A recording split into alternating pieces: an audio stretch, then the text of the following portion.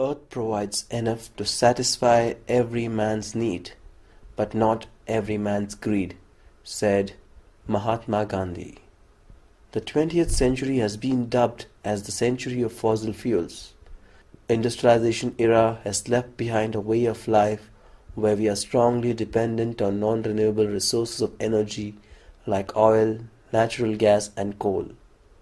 All the sources of these fossil fuels will not last long. We are already witnessing effects of dwindling sources of energy, for example, power cuts and hike in fuel prices. Yeah, it's really in the sense that I could not use all the my electrical gadgets like iron, like computers, like my laptop, like my washing machine. Frequent blackouts recently experienced in the city have disturbed my daily routine, like charging my cell phone and watching my favorite noontime TV show. The lack of power supply has disturbed my washing schedule because I can't do my laundry since our water pump needs power to work. Climate change can be said as the increase in the average global temperature, and that is why it is also known as global warming. Part of the phenomena of climate change is that extreme weather events are not only going to have more intensity, but they're also occurring more frequent now. Climate change, is a global crisis, and therefore, developed nations like the U.S., Canada, Europe, and all these big superpowers are not exempt from experiencing the devastation brought about by climate change. Even if countries are already developed, they too will be able to experience the effects of climate change. Nobody is exempt, and that is why climate change really is one of the most urgent global issues we need to face today. We need to address. The world is making a shift towards cleaner sources of energy. Like the way 20th century witnessed a race for supremacy in being leaders in fossil fuel sectors, the present scenario has set up a new race, the race for dominance in clean energy sector. As per an article that appeared in the Scientific American, there is a growing concern in the United States about the country falling behind in the clean energy race. As per the article, US Secretary of Energy Steven Chu refers to this situation as a Sputnik movement for United States in the energy race where China is slowly advancing with clean energy technology development. Renewable energy is the supreme solution to the problem of climate change as far as the energy sector is concerned. So in the case of US and China and all of the, and particularly the developed countries, it makes good business sense to actually invest in renewable energy technology, and that is clearly seen already in the global trend of average growth of this sector. While the world suffered the global crisis 2 years ago, the renewable energy industry was one of those industries that posted a positive growth rate. So you can see that despite the slowdown in economics, this sector was still able to produce business.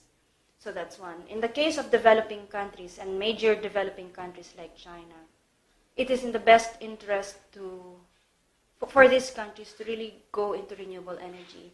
One of the main drivers of climate change is our addiction to fossil fuels. So yes, we are entitled to develop, but we must do so in a framework that's sustainable and that's clean and that can provide security for us as well. And renewable energy is one of those technologies that can address sustainability, development, and energy security for all of us. So really, if we are talking about energy security and energy access for all, it will be renewable energy who can best address those two problems.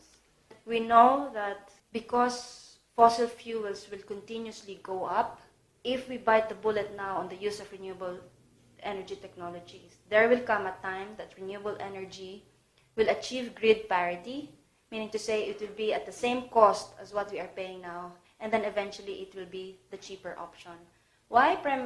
Primarily because in the next 10 years we know that the prices of oil, diesel, and gas and including coal, will always go up because that's the trend. And that's the fuel that you have to buy to sustain the existing power plants that we have.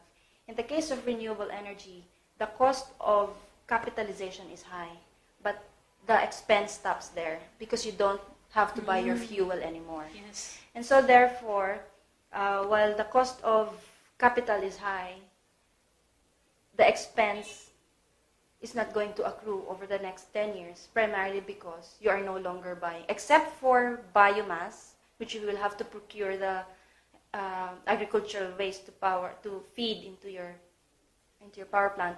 Solar and wind will not require any type of technology will not require fuel for it to be able to run. One of the things that Greenpeace is working on is the concept of energy revolution. It is a blueprint of how we can get from where we are now to where we want to be in terms of development, in terms of achieving our sustainability, but also doing so in a manner that is truly low carbon and environment friendly.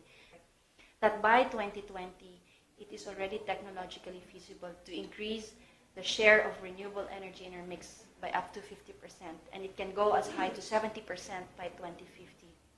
Not only does renewable energy provide us with energy security and energy access for all, it also provides millions and millions of green jobs, which is what this country needs. So I think there really is a very bright future ahead in terms of the renewable energy industry.